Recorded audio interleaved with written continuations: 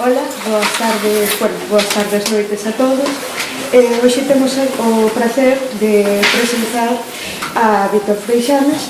Eu non vos quero roubar moito tempo porque el terá moitas cousas interesantes das que falar, así que eu simplemente vou facer unha pequena introdución para contextualizar a súa figura no que é o mundo da cultura galega.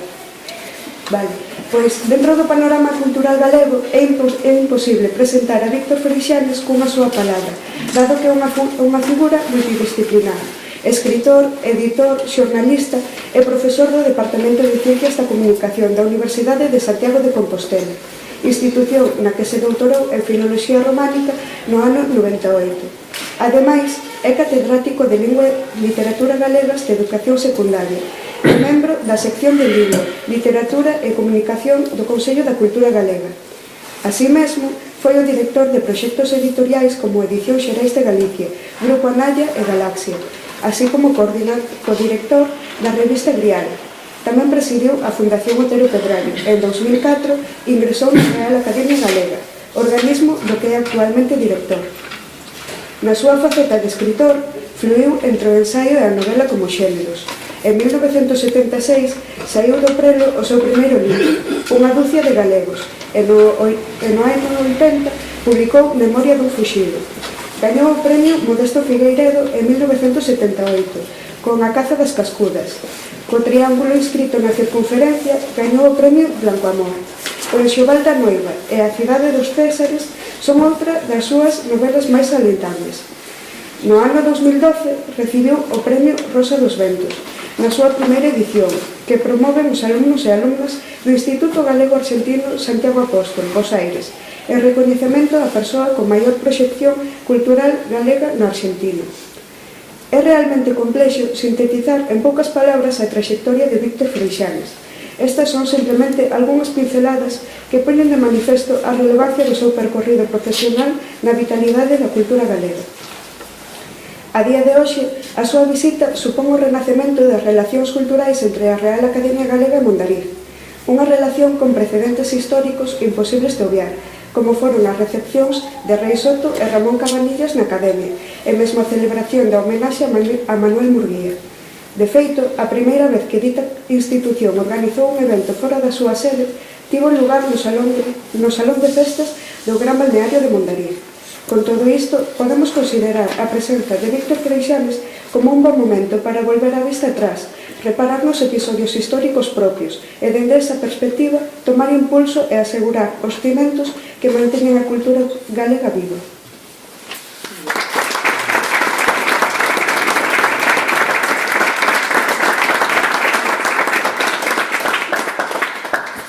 Bueno, gracias, Sara. Boas tardes a todos e a todas. É un honor estar aquí. Ademais, ser recibido polos dous alcaldes de Mondariz, que, como decía moi ben Sara, pois é un territorio especialmente querido e significativo para a Real Academia Galega. Obviamente aquí non só os casos de Murguía, de Rei Soto e de Ramón Cabanillas Ramón Cabanillas, pois aquí produciu unha parte moi importante da súa obra, aquel periódico da temporada, era o gran periódico da época, e por estas terras pasaron, ainda hoxe lembrábamos con Cáliz, o alcalde, e falábamos de que como viría aquela xente que viña de fora estas terras, non? Que son, teñen unha especie de son unha especie de xardín, non sei dicilo de outra maneira.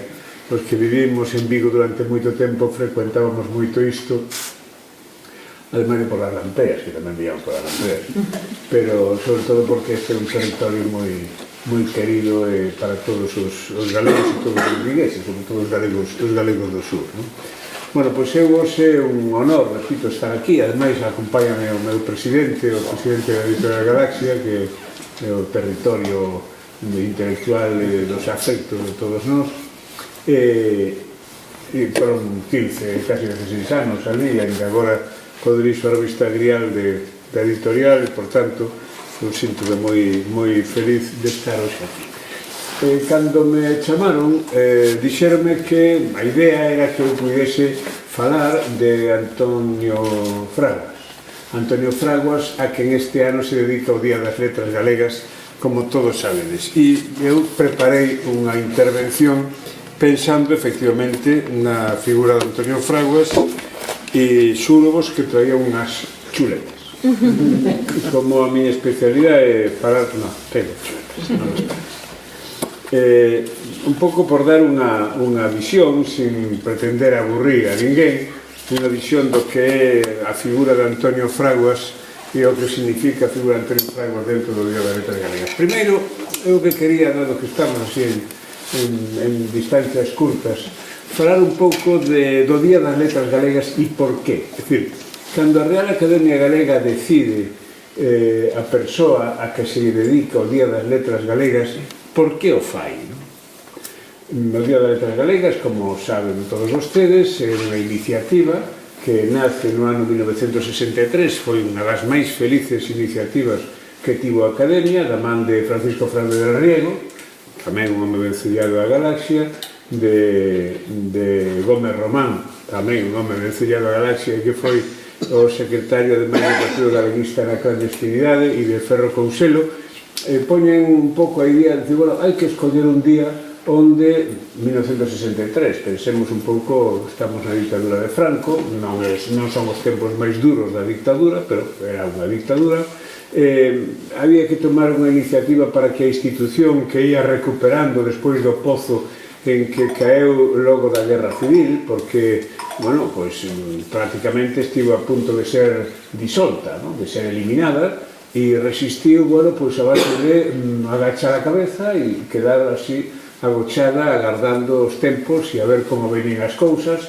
e grazas a Manuel Casas, que era un home moi conservador, que fora alcalde da Coruña e que se fixo cargo da institución e foi metendo na institución, bueno, estamos pensando que os que non foron fusilados pois marchan ao exilio, como é o caso de Castelao. Cando marcha Castelao, a Academia decide non cubrir a cadeira de Castelao mentre Castelao estea vivo, non? Curiosamente, quen ocupa a cadeira de Castelao cando Castelao morre no ano 1950 en Buenos Aires é Antonio Fraguas.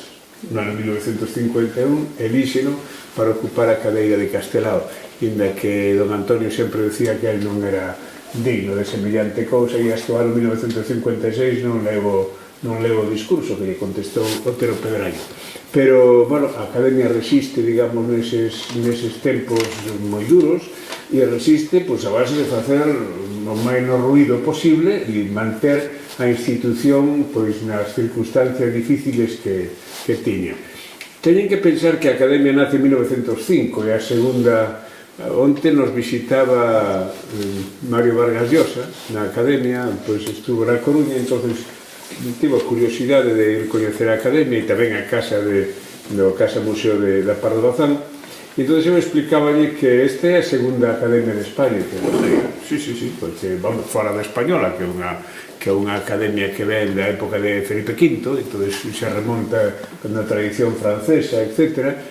Pois a primeira academia dunha lingua no Estado español é a Academia Galega, 1905. Logo veñen os vascos, a Real Academia Vasca, que cumpre este ano 100 anos, e despois veñen os cataláns. E incluso o Instituto de Estudos Portugueses tamén é posterior á Academia Galega. Quero dicir que neste aspecto a iniciativa da Academia Galega é unha iniciativa moi poderosa que nace ca intención de pular non só a lingua, sino tamén a literatura, a historia, as tradicións, a cultura na dimensión máis ampla de todo o que ten que ver con Galicia, e que cando empeza a andar recibe un impulso moi significativo por esa outra Galicia que eu tanto defendo, por esos argentinos me deron ese premio, que é a Galicia exterior. Eu digo que a Galicia non é só a Galicia nosa, que administrativamente atinxe as 4 provincias, sino que é esa outra Galicia ou esas outras Galicias que andan por o mundo, que están en Suiza, que están en Alemania, que están en París, sobre todo que están nas repúblicas latinoamericanas. Cuba é a gran impulsora da Academia Galega, é a que financia económicamente enviando a cada pouco diñeiro para que Manuel Murguía, o presidente, poida sobrevivir, porque hai que pensar que daquela estaban xubilados pero non cobraban pensión. Entón, xubilados sí, pero non cobraban pensión. Entón eran os cartos que viñan de América e que viñan de Cuba, fundamentalmente os que sostiñan a Academia, e os que iban sostendo e ian dando doazóns para que puderan ir construindo ese proxecto de edificio cultural que representaba a Academia. Eso alimentase fundamentalmente de Cuba e logo de Buenos Aires. Cuba e Buenos Aires son os dous soportes, primeiro Cuba nos primeiros anos do século XX, e logo cando esmorece a economía da emigración en Cuba, Buenos Aires colle o relevo e Buenos Aires manda moito diñeiro, bastante diñeiro á Academia para sostela e desenvolvela. Nun primeiro momento a Academia sobrevive no Círculo de Artesanos da Coruña, sin máis, e logo o Concello da Coruña fai un recanchiño ali nas propias instalacións do Concello, instálase no Concello e ali está. Ata que no ano 1957 as herdeiras, hai que dicilo, de Emilia Pardo Bazán, que non tiñan descendencia ninguna, doan a casa grande vilega da Rúa de Tabernas, que era a casa de residencia de Emilia Pardo Bazán na Coruña, doan a casa á Academia para que a Academia poda instalarse aí. Un compromiso que a Academia vele pola memoria de Emilia Pardo Bazán. Por iso a primeira planta da casa da Rúa Tabernas, do edificio da Academia, que é propiedade da Academia por doazón da familia, a primeira planta está dedicada á casa museo, onde se conservan os mobles, o enxoval, parte dos libros, documentos, etc., que están tamén os arquivos da Academia de Emilia Pardo Bazán.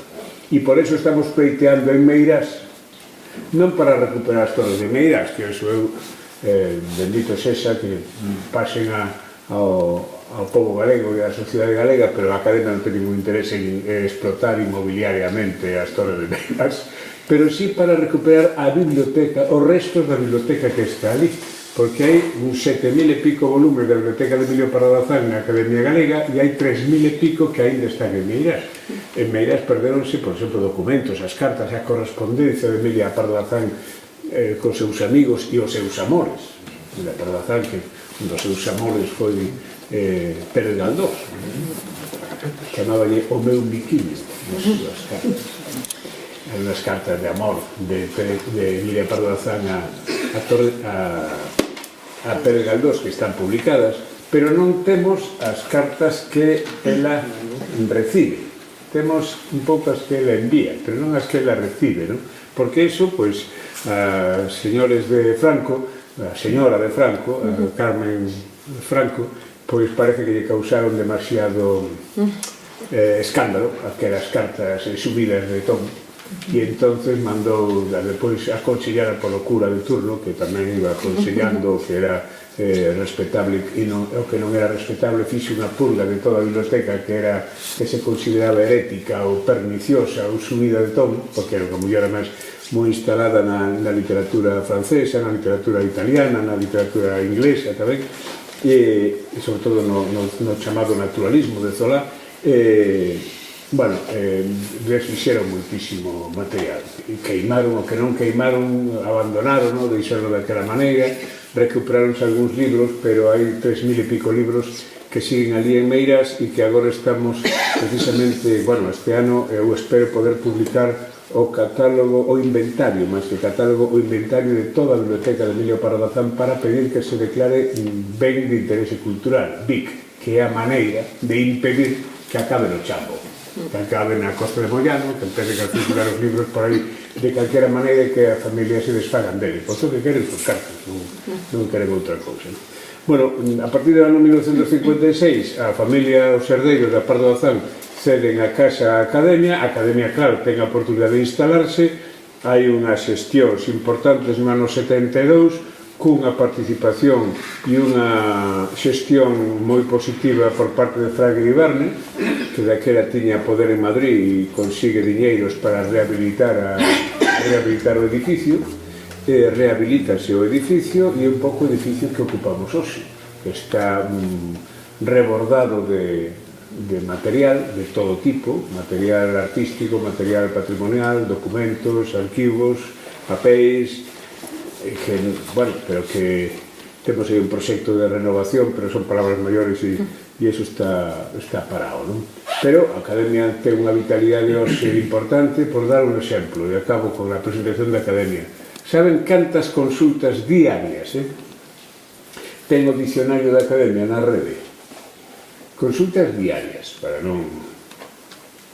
63.000 diarias. 63.000 consultas diarias, é dicir, hai 63.000 preguntas ou informacións que se solicitan do dicionario da Academia Galega a través da rede, moitas delas, lógicamente, están informatizadas, hai motores informáticos que permiten dar conta do recado, senón non poderíamos, pero depois hai outras moitas de tipo gramatical, de léxico, de dúbida, que temos un equipo moi entergado de técnicos en filoloxía e lingüística que van atendendo todo iso. Galiciana, que é o gran fondo de documentos bibliográficos que hoxe existe, conectado con Europeana e con Hispana, recibe 11.000 visitas ao mes. Comparen, 11.000 visitas ao mes de Galiciana, case 63.000 diarias. Eu que explicaba eu ao Vargas Llosa para que yo conte ao señoritos estes de Madrid que queren hacer unha lei de linguas do Estado onde nos poñan a segundo nivel. É dicir, esta é unha riqueza. Que quero dicir? Que a sociedade galega no seu conxunto demanda, pide a atención por unha ferramenta que representa non só unha ferramenta de traballo, tamén unha ferramenta de identidade para o seu país, que é a lingua, o gran patrimonio que temos. E o gran patrimonio que temos que saber convertir nunha marca de identidade, unha marca de valor. Hoxe falaba precisamente co alcalde de Mondariz destas cuestións, de como estudiei durante anos na miña especialidade na facultade foi as industrias culturais, as industrias creativas que din os británicos, de como a cultura, cando se aplica aos procesos tradicionais, convirte os procesos tradicionais en riqueza. Unha botella de viño branco é unha botella de viño branco. Se además o viño branco das Rías Baixas ten unhas grandes posibilidades de que produzca úlcera, ácido, rabioso e tal, pero se está ben elaborado, os produtos ten que ter calidad, senón non funciona, pero se está ben elaborado, e ten detrás a luz de Occidente, o Camiño de Santiago, a música de Martín Codax, o Pórtico da Gloria, o románico, aquelo que contaba Cunqueiro dos monses de Cluny que viñan polo Camiño de Santiago e que traían as cepas para logo sementar no Salnés e que a terra do Salnés nacía. De repente, cada vez que falamos de todas esas cousas, e a paisaxe, e a calidade de vida, e a comida, etc., cada vez que falamos destas cousas, ese viño branco ácido vai subindo de cotización, vai subindo de significación.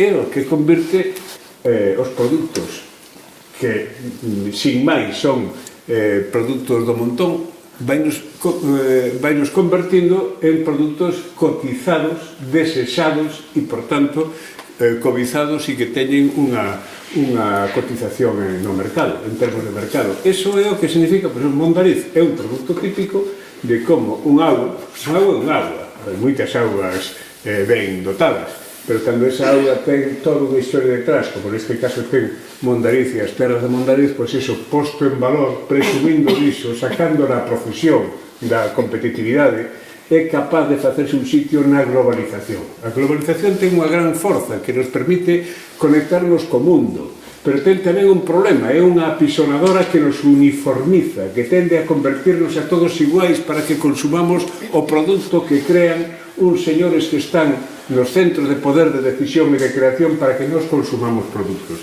A única maneira de sobrevivir na globalización é ter identidade propia, produtos con marca.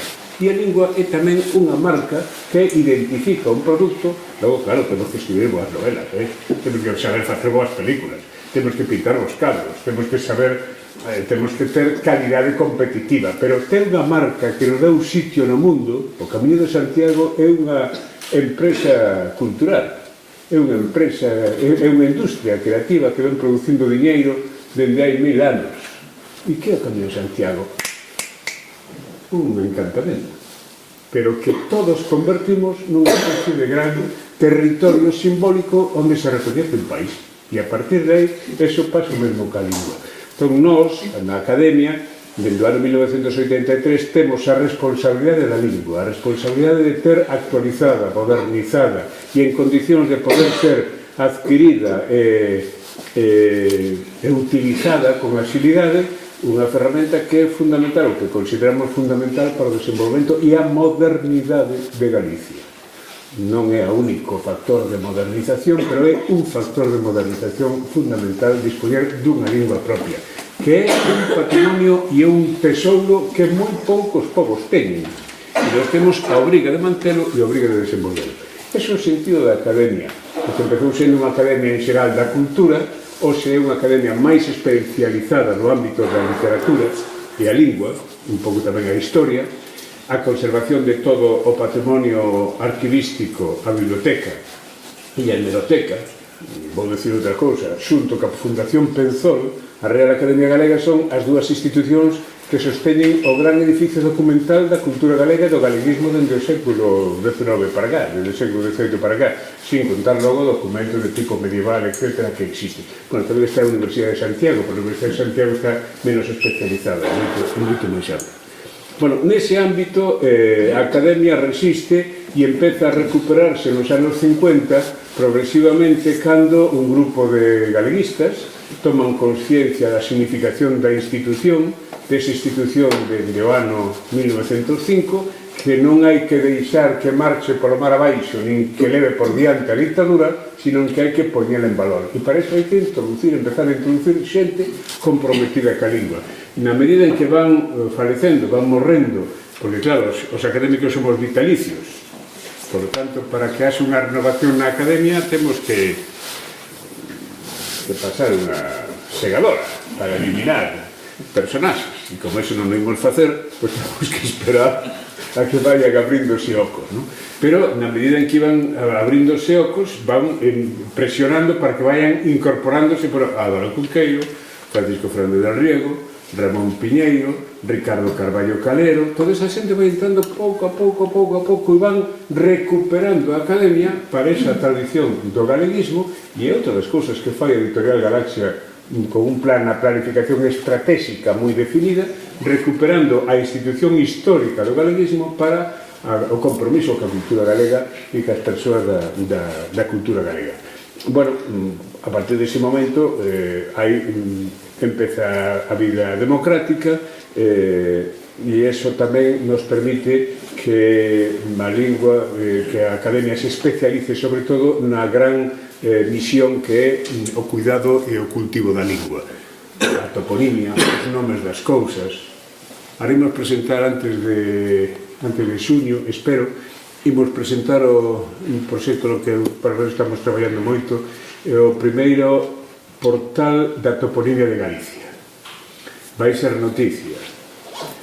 O nomenclator de Galicia, que agora na última sesión do plenario da Academia presentamos a Xunta para que o aproben, para actualizalo, o nomenclator de Galicia, que son aproximadamente 50.000 nomes de entidades de poboación importantes recoñecidas, pero hai casi, atención, datos de Filgueira Valverde. Eu creo que Filgueira exageraba un pouco, pero para dar unha idea, hai 3 millóns de microtopónimos en Galicia.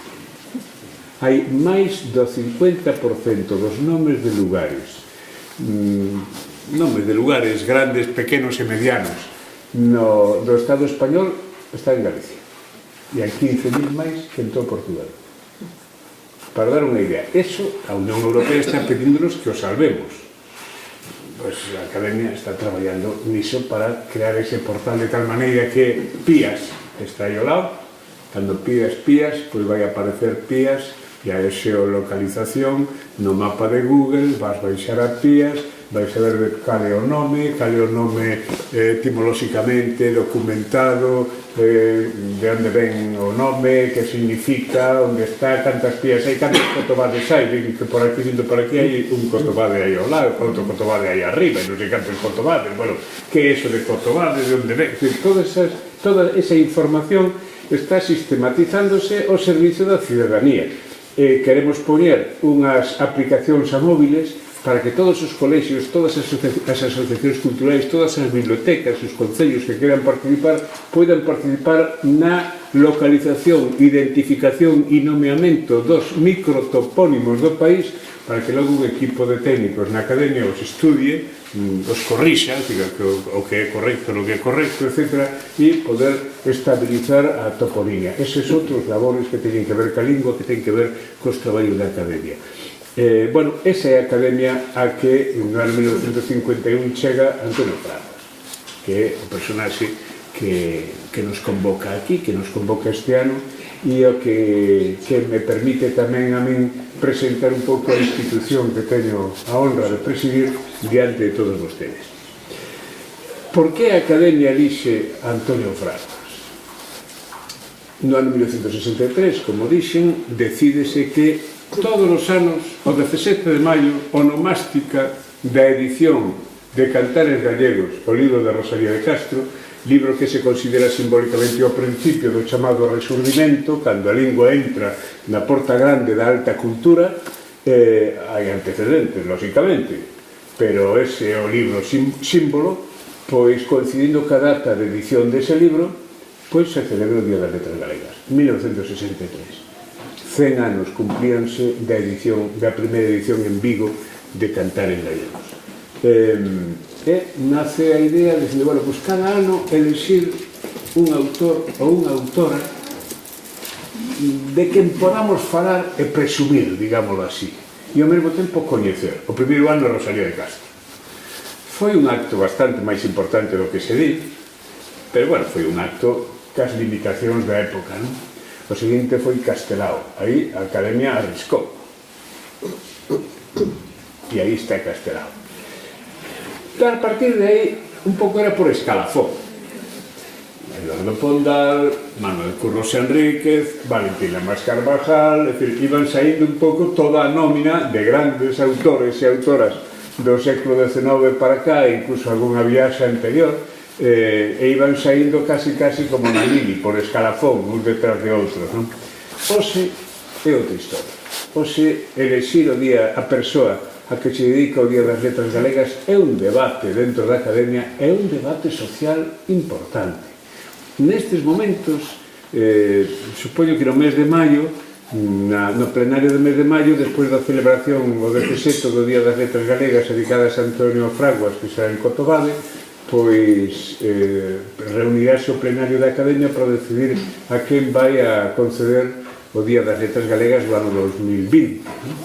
Pois non exagero nada, pero pode haber xa 19 candidaturas que chegan de fora da institución, que chegan de fora da Academia, propoñendo nomes, e en algún caso grupos, para que se dedique o Día das Letras Galegas do 2020. Cosa que antes non ocorría. As normas din, e o regulamento da Academia, por lei, di que son os académicos os que deciden a quen se concede o Día das Letras Galegas. E ten que haber 3 académicos que presenten candidatura no plenario para que se discuta si é esta persoa ou aquela outra a que se nomea o Día das Letras Galegas. Ao principio, como dixen antes, pois non había nin discusión. Fulano, ahora toca fulano, ahora que tocará Mengano. Iban saindo un pouco a historia da literatura galega, casi, ia saindo de sempre. Hai candidatos novos, hai candidatos vellos, hai candidatos que gustan a uns, hai candidatos... E hai unhas discusións dentro da academia, ás veces feroces, que é unha proba da vitalidade, é unha proba da capacidade de mobilización que ten o Día das Letras Galegas, porque o que empezou sendo un acto no Paraninfo no Salón de Fonseca en Santiago de Compostela no ano 1963 con Rosalía de Castro, e despois unha procesión cívica que circulou dende a universidade hasta ali a Ferradura, que onde está a estatua de Rosalía, uns discursos e pouco máis. Agora non é o Día das Letras, é o ano das letras. Nós presentamos a Antón Fraguas e a Primavera das Letras. A Academia fixo a presentación nos primeiros días do mes de febreiro, movilizándose a colexios de Cotobade, sobre todo a zona de Cotobade, non? Donde el ten as raíces da infancia e da memoria. Pero xa hai colexios movilizándose. O ano pasado, por exemplo, alrededor da figura de María Victoria Moreno, pois participaron 97, estou falando de memoria, pero creo que foron 97 colexios de educación infantil e primaria, non falamos de secundaria nin do bachillerato, eso deixámoslo fora, de infantil e primaria, que participaron activamente en celebracións, actos, homenaxes, obras de teatro, produtos para musicais para redes sociais de YouTube, bueno, todo tipo. E nós convocamos un premio que ademais que é un lote de libros de Xerais, de Galaxia, de Urco, das editoriais que se prestan gratuitamente a participar, e a colaboración é total, para que todos esos rapaciños dotarles con unha biblioteca especializada no Día das Letras Galegas ao centro, e que poidan ter un agasallo, un cariño polo recoñecemento dos que participan. E a participación é espectacular. 97 centros, ali, este ano xa están inscritos uns 100 e pico, e todo iso está movéndose alrededor do Día das Letras Galegas. O Portal das Palabras, por exemplo, que é outra das ferramentas que damos para o debate alrededor da lingua e da figura das letras, todo iso centrado alrededor das figuras de Antón Fraguas. Antonio Fraguas, digo Antonio e digo Antón Fraguas porque das dúas maneiras podemos decirlo en galego, en bo galego. El prefería Antonio, e así o deixou por escrito. Antonio porque eu son San Antonio de Padua, non San Antón dos animaliños, ese é outro, decía ele. Unha cousa é San Antonio e outra cousa é San Antonio. Eu son San Antonio, decía ele. Pero bueno, na época, por exemplo, antes da guerra, el mesmo asinou moitas veces como Antón Fraguas. O sea, que o nome de Antón Fraguas para ele tampouco era extraño. E a xente que tiña moita confianza con ele, os seus compañeiros do Museo do Pobo Galego, etc., pois utilizaban sempre don Antón, que veña don Antón, e ele non lle facía, non rexeitaba tampouco a denominación de Antón Fraguas, pero era máis ben, prefería Antonio Fraguas. Pois estamos aquí alrededor de Antonio Fraguas un pouco porque cando escollemos a figura de Antonio Fraguas, cando se escolle unha figura, escóllese por tres razóns. Unha, pola biografía, a calidade intelectual e humana tamén, pero pola calidade intelectual da persoa que se escolle. Non pode ser un calquera, ten que ser unha persoa que teña unha obra detrás e que sexa unha obra significativa. A segunda razón é que esa obra aporte algo novidoso ao discurso xeral da cultura galega. E a terceira cuestión é a aplicación práctica que esa obra e esa figura poida ter, sobre todo no sector da xente nova, da mocidade. Estou falando dos colexios, dos centros docentes, que é onde o Día das Letras Galegas ten unha dimensión moito máis activa. Escoller, bueno, que veas a figura de María Victoria Moreno, é unha muller, era unha non galega que ven aquí con 23 anos, namora de nós e comprométese activamente ca cultura galega, mestra e mestra de mestras, é dicir, unha profesora que deixou pegada importante en alumnos e alumnas que pasaron por ela, e escritora dun xénero que é un dos grandes achegas da cultura e da literatura galega das últimas décadas, que é o xénero da literatura para os máis novos, a literatura infantil, que se chama infantil e juvenil, non?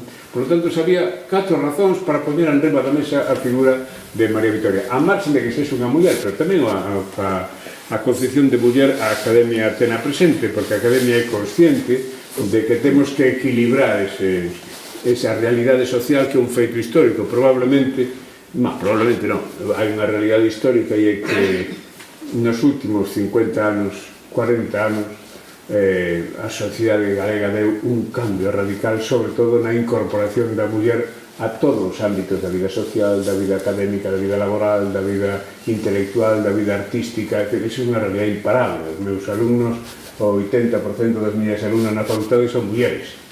E son as mulleres que participan activamente e que entran además no debate social da súa propia proxección profesional, de, bueno, con todos os conflitos que iso significa. Está o tema da conciliación, porque moitas delas dicen, bueno, e se eu quero ser unha boa xornalista, se eu quero ser unha boa profesional, se eu quero ser unha boa empresaria, se eu quero poñer en marcha todo iso que nos estás explicando, Víctor, como podo facer compatible ca miña vida, por exemplo, familiar, se quero ou non quero ter fillos, quen vai acompañarme nesta viaxe, como vai a estar comprometido esa outra persoa, un home ou unha muller que comigo comparte ese proxecto de vida. Cuidado, o tema é de moito calado, non? E iso eu creo que é unha realidade social que nos compromete e no que as institucións debemos comprometernos. Por lo menos, aquelas persoas que temos esta sensibilidade, debemos, dentro das institucións, reflexionar sobre iso para que esa realidade social, que é un feito objetivo, pois sexa contemplada. Por tanto, aí está a figura de María Vitoria Moreno. E Antonio Fraguas, por qué? Antonio Fraguas é, primeiro, un home que ven de abaixo. É un primeiro factor importante. Un home que ven de abaixo, el decía, cando chega a Pontevedra a estudar, o fera no barrio de Quinteiro de Abaixo, no lugar de Quinteiro de Abaixo, na aldea de Insuela, en Santiago de Loureiro, en Cotobade, daquela, pois, para chegar aos sitios, ainda hoxe tamén, había que dar todos estes datos, senón non chegabas. Había unha cousa moi bonita que el conta, e é que os nomes das casas casi todos tiñan nomes de muller. A casa da señora Susana, a casa da señora Manuela, a casa da señora Josefa, e que era como se recoñecían as casas daquela xente, entre outras cousas, porque os seus homes pois estaban na emigración, unha parte deles importante, ou fora, buscando a vida, ou onde fora. Aquela como a máis terra de canteiros, que aquí o Antón ben o sabe, os canteiros sempre tiveron fama de andar por aí de picaflores. Marchaban con os mariñeiros. Os mariñeiros se contan aquelo de que un amor en cada porto, os canteiros un amor en cada obra. Pois ben, pois era terra de canteiros, e entón, bueno, os canteiros marchaban e volvían ou non volvían.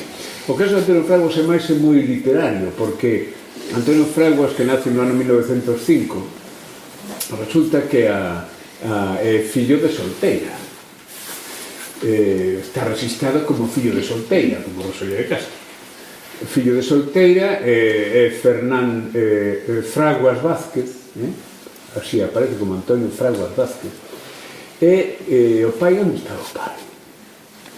Bueno, aquela muller con 32 anos ter un fillo daquela xa non era unha nena, 32 anos, e además cando se decidía ter un fillo con 32 anos era porque se decidía ter un fillo con 32 anos.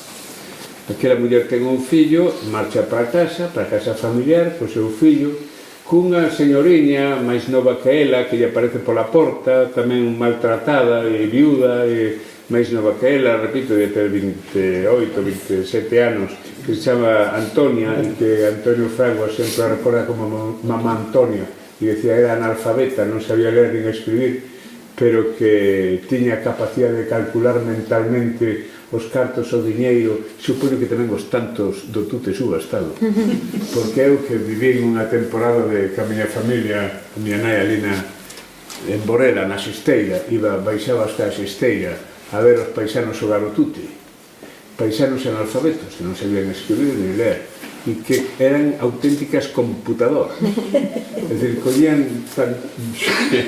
calculaban os tantos do tute a unha velocidade impresionante e non me digas como, pero non fallaban unha carta, nin fallaban un tanto. E supoño que a mamá Antonia, que tanto lembraba a Antonio Fraguas, sería un caso parecido. Pero esas dúas mulleriñas metidas naquela casa, na aldea profunda dos anos 10 do século XX, hai que pensar como era aquelo, como se chegaba e como se saía ou non se saía dali, pois crían aquel rapaciño.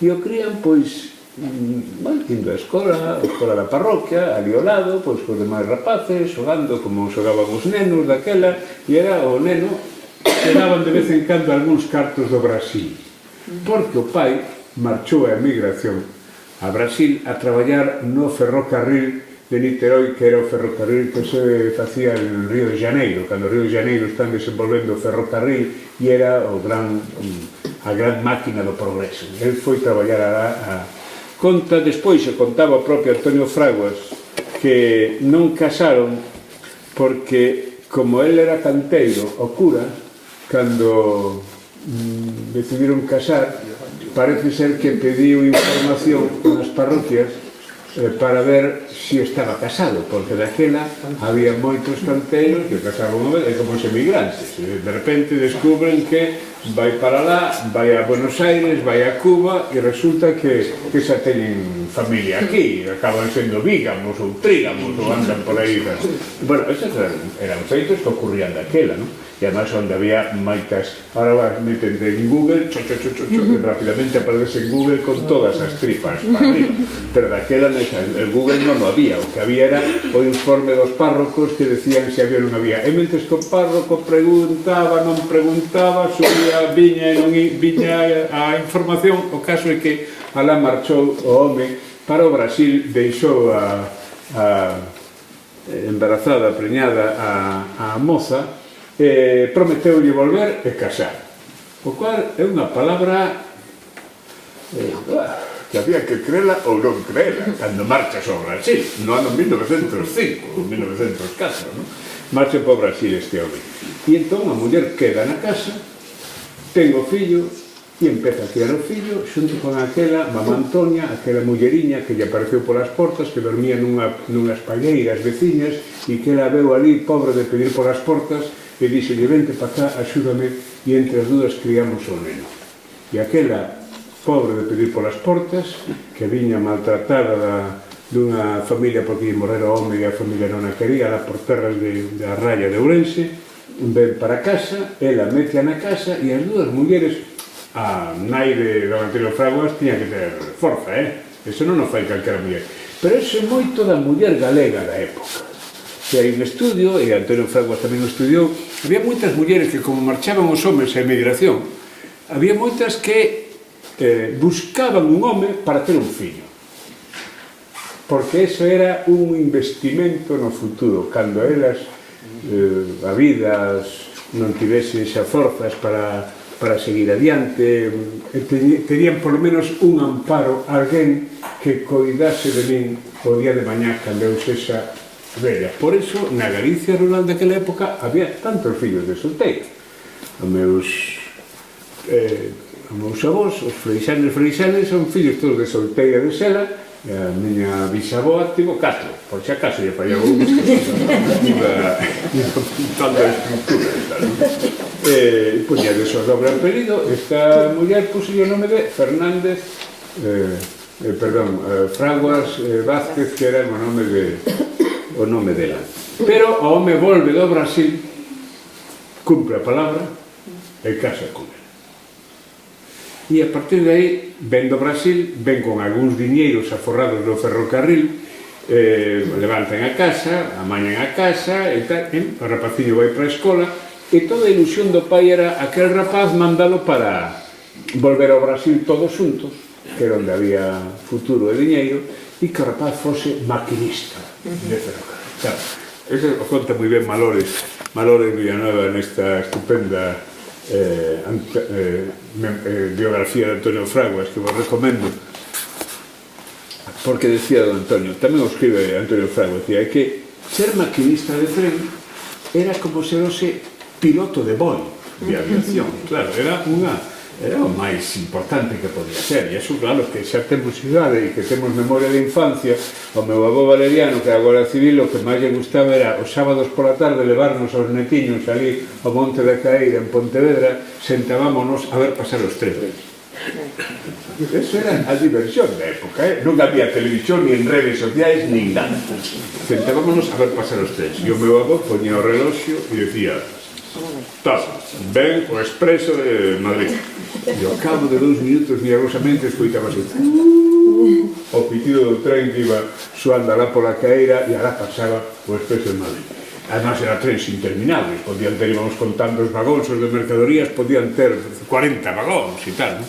Bueno, pois claro, pilotar un tren ou ser maquinista dun tren era unha cousa realmente importante para o pai de Antonio Fraguas, e así o quería levar para lá. Pero o mestre, e os mestres teñen un papel fundamental, e aquí entra outra dimensión de Antonio Fraguas que nos queríamos poñer dende a academia en primeiro nivel, a significación dos mestres como formadores e como creadores de vocacións, pero tamén de profesións e de cidadanía, non? Aquel mestre de Cotobade, pois, que lle ensinaba ao rapaz as cousiñas máis elementais, despertou no rapaz unha curiosidade enorme, e o rapaz pediulle como andar á escola.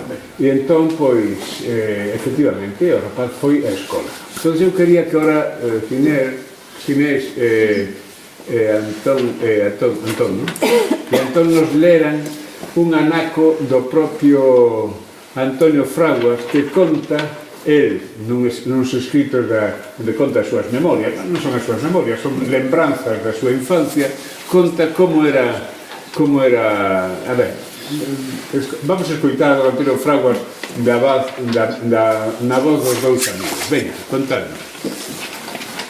A lección do luns era longa, era unha lección difícil e foi moi fácil aprendela moi ben. Comeza o número 1 e díxoa moi ben.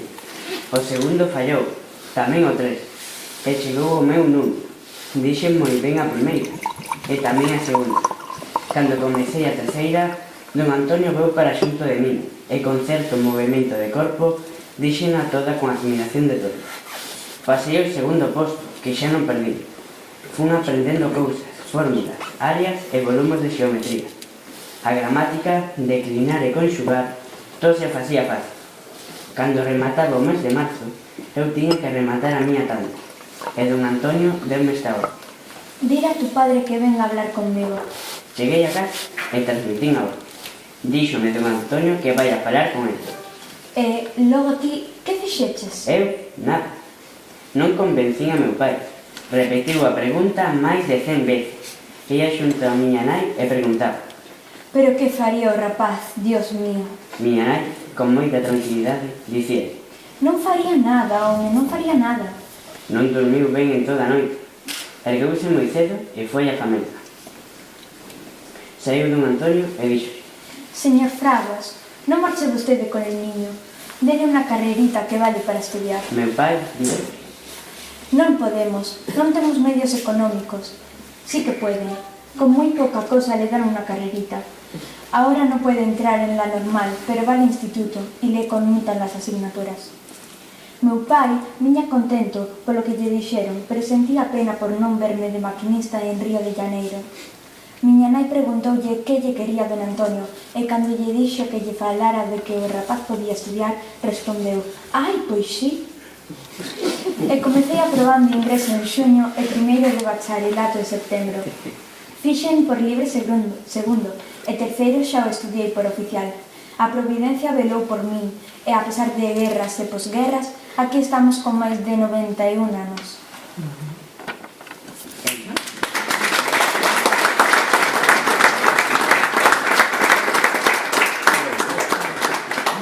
acabamos de escoitar a voz de don Antonio Fraguas na voz destes dous amigos, pero a clave está hai poesía, a clave está na nai, nesa resposta da nai, cando o pai chega a casa e dice toda a escola, esto de estudiar, vai a maquinista, que ser maquinista, e a nai di hai poesía, a nai é a que manda.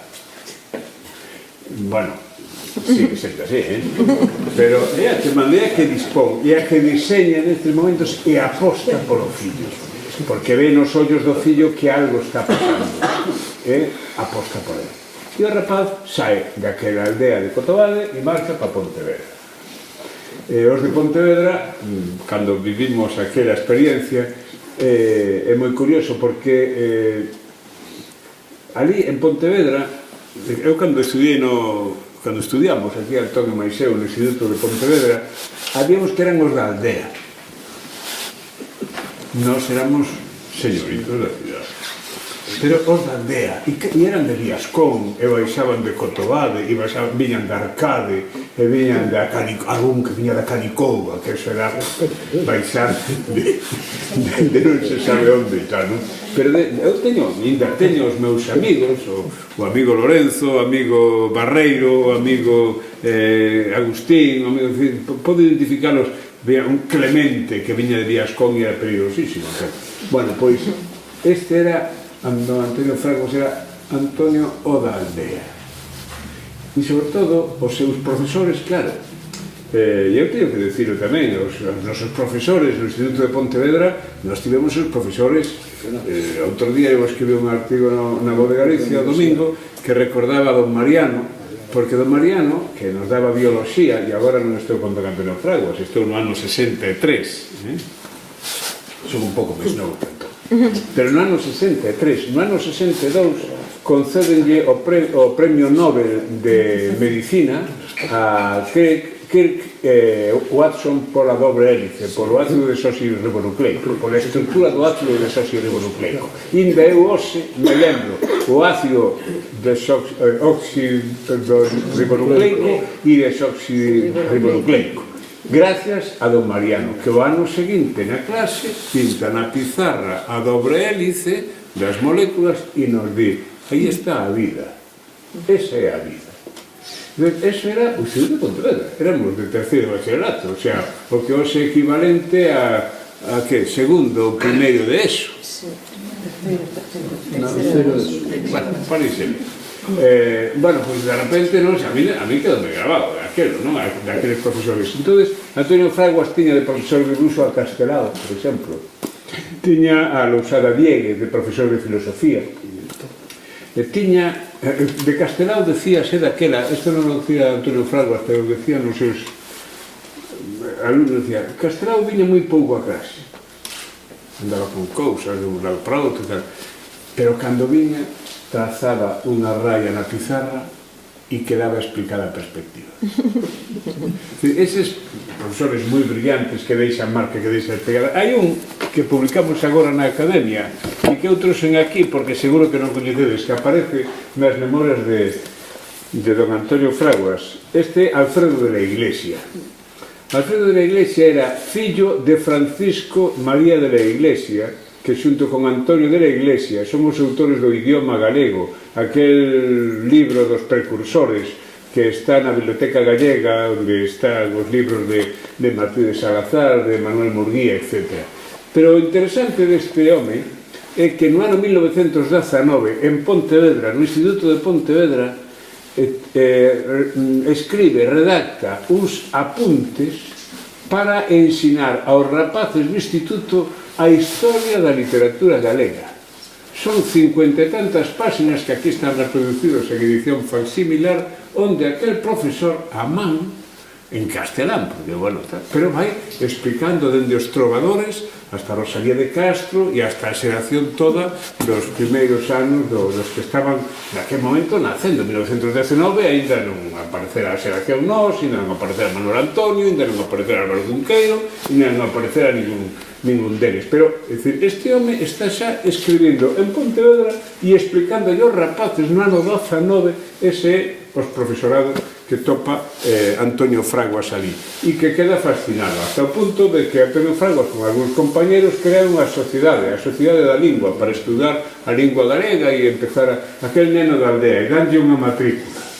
Castelao danlle matrícula de novo. Entón corre a voz no instituto. A quen lle deu matrícula o de dibuixo? Antonio da aldea.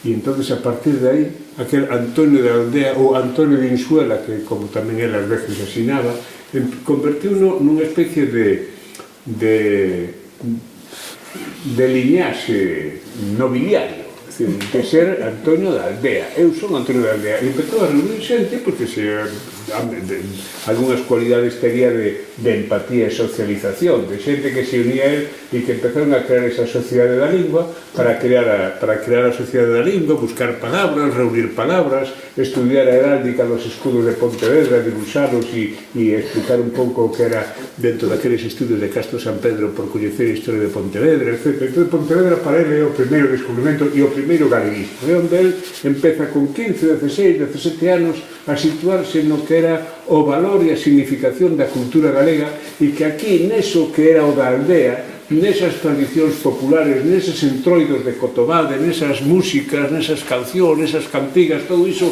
estimulado por estes profesores que tiñan esta sensibilidade, vai pouco a pouco descubrindo que hai unha cultura que non é a que está nos grandes libros, porque ás veces creemos que a cultura é esa cousa que está nos grandes museos, nas grandes estatuas, nas grandes bibliotecas. A cultura é a capacidade que ten un pobo para atopar respostas diante da vida e diante da historia. A cultura é a maneira de cantar, a maneira de bailar, a maneira de amar, a maneira de soterrar os nosos mortos, a maneira de rezar, a maneira de andar nas romerías e nas festas, de organizar a terra e o traballo, as ferramentas, o sacho, o legón, o carro de bois. Todo iso é a cultura que vai nacendo nun país. E estudiar iso é encontrar a identidade e a forza profunda dun país. E ese é o terceiro aspecto que estudiou a Academia. Cando reivindicamos a Antón Fraguas, estamos reivindicando a raíz histórica da cultura da lingua galega. Estamos reivindicando a un profesor, un estudioso, unha persoa que dedicou a súa vida, xa dende moi noviño, como estamos vendo, dedicou a súa vida a estudiar as raíces profundas que explican como somos e por que somos así. Na arqueoloxía, na etnografía, na antropoloxía, na organización do territorio, nas ferramentas de traballo, na maneira de cantar e de amar, como dixen antes, no traxe galego, na maneira de vestir, todo ese mundo, ese universo que explica como un pobo que non viviu tempos precisamente de fartura, resistiu durante séculos para manter viva a súa identidade e a súa cultura. Non todos os povos o consiguen, moitos povos os que borrou, a historia borrou do mapa. O caso da cultura galega, que tivo unha época gloriosa e brillante na Idade Media, efectivamente, era o que estudiaba no fondo don Antonio Fraguas cando iba por Pontevedra levantando os dibuxos das vellas familias medievais do século XV, pero que despois entrou no debalo na decadencia, conseguiu nas clases populares, nas clases máis humildes, nos labregos, nos mariñeiros, manter viva a nosa maneira de ser específica. E mantela con orgullo, con dignidade, sen fachenda, sen querernos comer o mundo aos demais, pero sendo conscientes de que o noso ten tanto valor como calquera outro. Que logo fomos polo mundo buscando o pan, que tivemos que organizarnos en Brasil, en Portugal, ou en Castela, ou na Argentina, ou en Cuba, pois claro que sí, e seguímoslo facendo. E agora cantos dos nosos fillos andan por Bruselas como funcionarios algúns, ou outros traballando, por exemplo, en Inglaterra ou en Holanda, ou organizando, ou traballando de médicos, e siguen ali. Agora naceron últimamente, temos noticia de nacementos de sociedades de xente nova, de sociedades galegas que queren educar os seus fillos en galego en Londres e que se están reunindo en escolas ali para que os seus fillos non perdan a lingua. Eso é grandioso, eso é a forza profunda que ten un país. E non sei, iso temos que ser capaces de poñer un valor. de non agochalo, non esconder. Temos que ser capaces de, sin querer ser, repito, mellores que ninguén, nin querer ter máis privilexios que ninguén, e sendo solidarios con todos os demais, saber que isto é o noso e que é un tesouro que non nos vai quitar ninguén. E ese neno da aldea de Cotobade que baixa a Pontevedra e que logo vai estudiar a Santiago, claro, encontrase con xente no Seminario de Estudos Galegos, nas Irmandades da Fala, que se crea no ano 1916-1917 para defender a lingua, logo na xeración Nós, Vicente Risco, Otero Pedrallo, o propio Castelao, López Cuevillas, que é a persoa que o vai orientando no Seminario de Estudos Galegos para os estudos de arqueoloxía, o Partido Galeguista, porque o Partido Galeguista que é a concreción política de todo este pulo que viña de atrás, dende Rosalía, dende Murguía, dende Curros Enríquez, e que se vertebra nun momento histórico determinado na República ca ilusión de construir un proxecto de futuro para un país. Para ese país que resistía, para ese país que tiña as cantigas populares en Cotobade, para ese país que escribía e que tiña os seus escudos heráldicos na Pontevedra do século XV que descubría Antón Fraguas. E ese país é o que se concreta alrededor dese proxecto. E ese é o país que se derrumba na Guerra Civil. A Guerra Civil foi un desastre, porque mandou pro exilio a unha chea de xente, grandes intelectuais, que logo formaron un proceso histórico das universidades e do mundo académico e do mundo profesional, etc., polas repúblicas en México. Os fundadores, por exemplo, da cinematografía mexicana son galegos. Os Bilbatúa de Vigo e os Carlos Vela son os fundadores da Escola Cinematográfica en México, unha das grandes escolas que despois crea, bueno, despois come os Hollywood, pero bueno, eso é outro capítulo das industrias da cultura. Os grandes fundadores de algunhas editoriais na Argentina, MC, esa editorial MC, que todos coñecedes, ou a editorial Losada, que aprendimos a leer de nenos, está fundada por galegos. Son os galegos os que fundan todo iso ali. E todo, bueno, cando vais a Buenos Aires e vedes, por exemplo, o Teatro San Martín de Buenos Aires, que é o gran teatro a catedral do teatro argentino, entrades e o primeiro que vedes é un inmenso mural que ocupa, pois, pode ocupar 15 metros de ancho por 5 de alto, que é Luis Suárez. É a Luis Suárez que chaman para fazer ese mural. Non é a calquera outro. Podían chamar nese momento a Argentina é a capital do mundo, xunto con Nova York, Podían chamar a calquera artista de avanzado de París ou de Berlín, non, chaman a Luis Suárez. Ou na Galería Pacífico, por exemplo, ali nos murales está Colmeiro, en Buenos Aires. É certo que Buenos Aires tamén está Manolito de Mafalda. Pero sempre lles decía ali, cuidado, nós somos Manolito de Mafalda e somos Luis Suárez.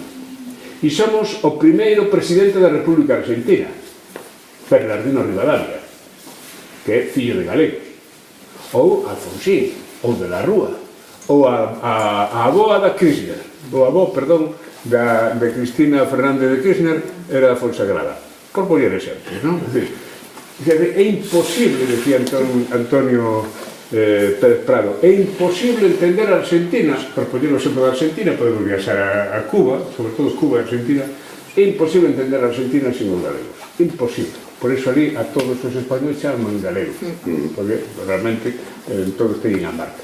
E eu sempre les digo, o sea que non somos Luis Soane, do Teatro San Martín, porque eles dicen, non, Luis Soane é argentino, de que? E Manolito de Mafalda, que tamén reivindicamos como noso. E digo yo aos argentinos, porque vendervos lentellas podres tamén é un arte. Porque hai que empezar a sacar peito e a decirle as cousas como son. Bueno, o Quino, o dibuixante, sempre recoñecía. Mas eu coñecín, a miña muller tamén, coñecimos ali en San Telmo a tenda onde o pai de Manolito despachaba, que estaba nas mans de Vila García, que por certo agora está cerrada. Era un tenducho desas tendas de barrio, o sea, estaba empapelada con dibuixos de Quino, que vivía ali no barrio de San Telmo.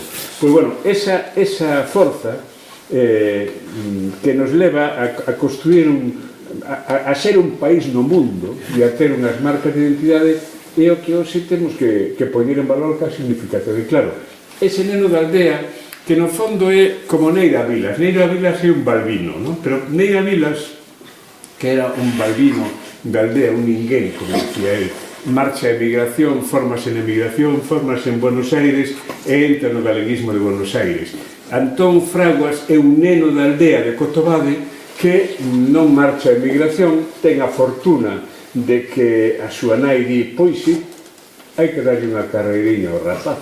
E o rapaz estuda, vai para Santiago, estuda en Santiago, entra en Santiago na universidade, gaña as primeiras oposicións antes da guerra, é un dos primeiros locutores da radio galega, eso que se chama Radio Galicia de Santiago de Compostela da SER, a primeira emisora de radio que se crea en Galicia no 1932. Precisamente creouse para pular o Estatuto de Autonomía.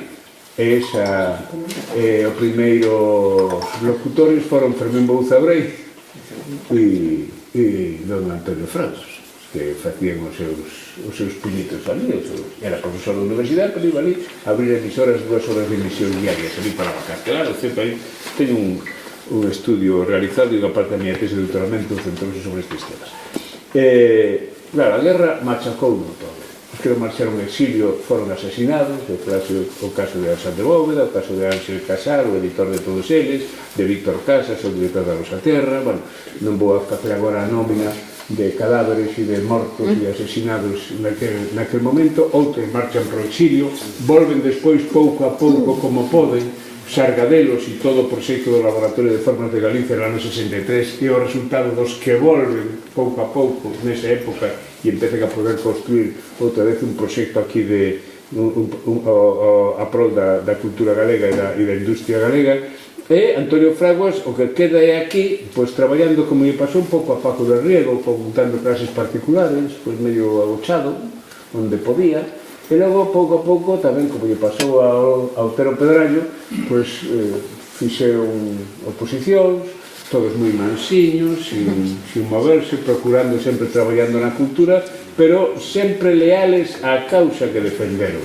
Antonio Fraguas entra no Instituto Padre Sarmiento para recuperar tamén a memoria do Seminario de Estudos Galegos, entra a formar parte dos proxectos da Fundación Rosalía de Castro cando queran recuperar a casa da Rosalía de Castro, na casa de Matanza, entra a formar parte despois, e sobre todo no Museo Pobo Galego. O Museo Pobo Galego é o gran proxecto emocional del, é profesor en Lugo, logo é profesor en Santiago, no Instituto de Santiago, a miña muller foi alumna del, e chamáballe San Fraguas. Uns din que porque era unha persoa entregada aos alumnos e é certo. Eu coñecino personalmente e a idea que teño dele é, sobre todo, un home bo, extraordinariamente bo, conciliador, intentando sempre buscar as cousas que unen a xente, cun gran sentido do humor. Cando constituíron o Consello da Cultura Galega no ano 1983, el foi un dos primeiros membros do Consello da Cultura Galega. Eu tive a honra de participar tamén de pertencer a ese Consello. Eu dubidaba moito en aceptar, bueno, porque era máis novo e todo. E decía, esto está cheo de momias. E ele miraba para mí e decíame, momias? Non somos momias, somos super momias. Era un home con moito sentido de humor e moi cariño e entregado demais. Chamáballe San Fraguas. Eu tamén sospeito que porque aprobaba totes, que entonces era ese profesor que sabía que a aprendizaxe e o ensino non ten nada que ver con aprobar ou suspender, senón con ser capaz de conectar e emocionar aos alumnos. Por exemplo, como a miña muller e outros moitos recordan como sacaba de clase e os levaba a ver os monumentos por Santiago, a ver o Pórtico da Gloria, explicar ese Pórtico da Gloria. Os meus alumnos non saben o que é o Pórtico da Gloria. Non é broma, sábeno porque yo explico, porque lles dou a vara ali. Pero vos sabedes como se lee todo iso? Non. Claro, pues a xente antes non sabía ler, pero sabía que quería decir todo aquilo. Un deles dixo outro día, é que nós non sabemos que era Xesucristo. Bueno, ese é outro capítulo para outra conferencia. Pero é verídico, díxeme, mira, Víctor, non te esforces, xa non sabemos que é Xesucristo. Pero saben que é Brad Pitt, e saben que é Lady Gaga, non son incompatibles, pois se pode ser compatible tal.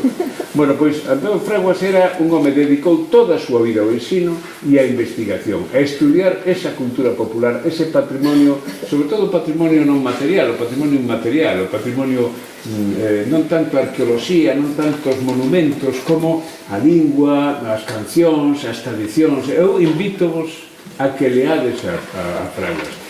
A que leades como se lea a Cunqueiro, a que vos poñades un día cun libro, con calquera libro, viaxedes polas tradicións, polos costumes, como eran antes os entroidos, como enterraban os mortos, como eran os fiadeiros, como eran os velorios, todo ese mundo, todo ese universo que os meus fillos digo, estades asistindo ao final dun mundo. Isto que parece unha parvada que é a matanza do porco. Nós vivimos en Madrid un tempo, e agora acabo porque se non xa me dou as 9:30, acabo.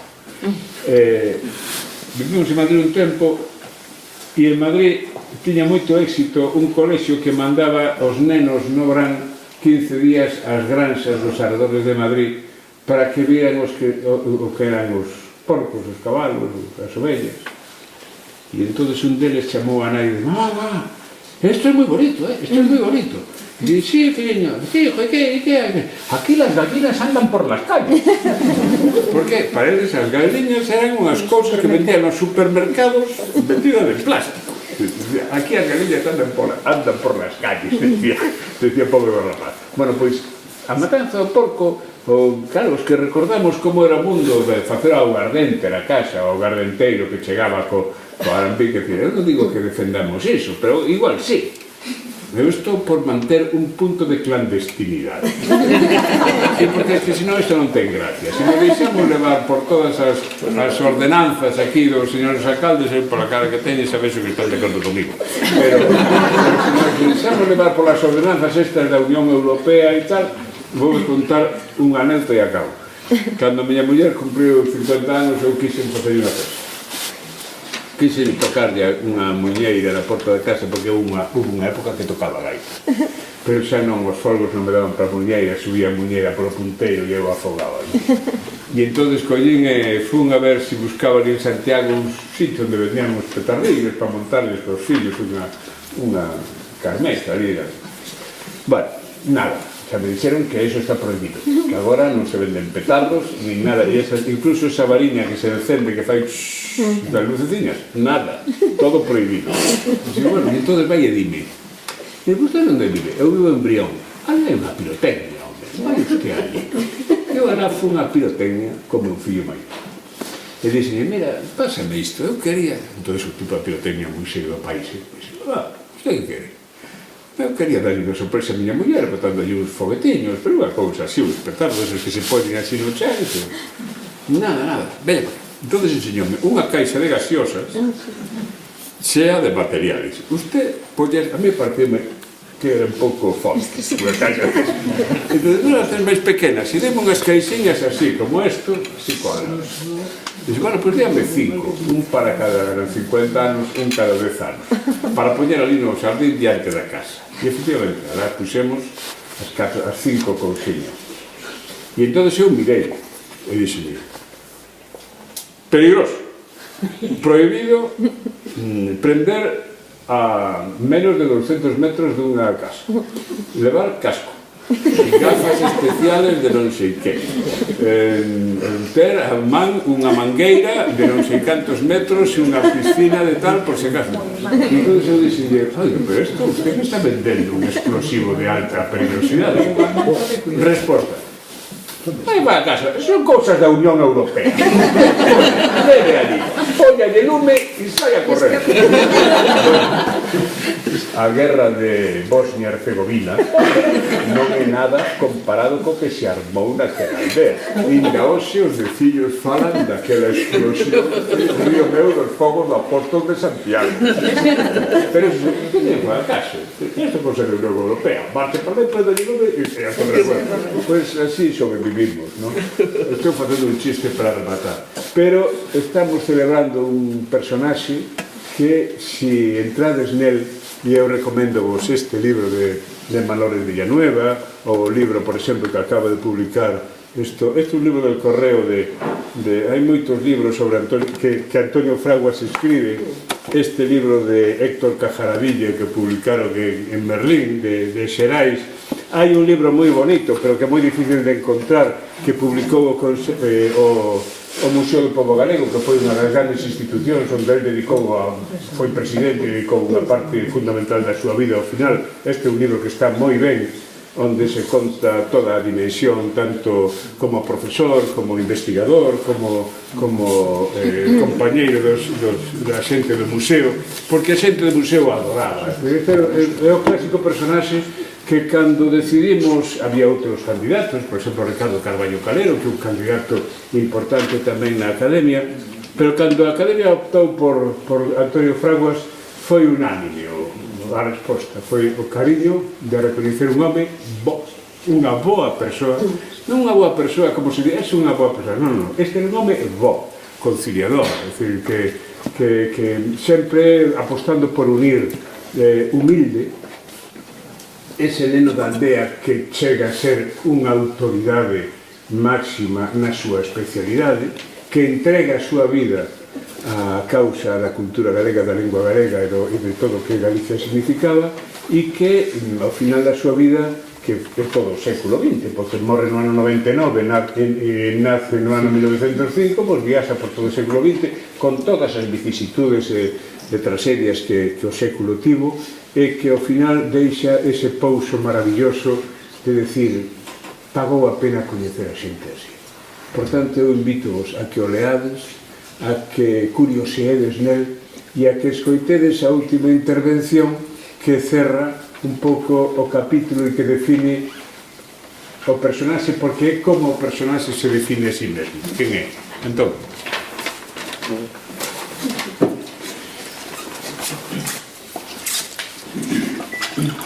en 1998, o seu principal biógrafo, Clodio González Pérez, recollía un testemunho persoal, xa case un epitafio do biografado, no que realiza unha valoración do sentido da súa vida personal e profesional.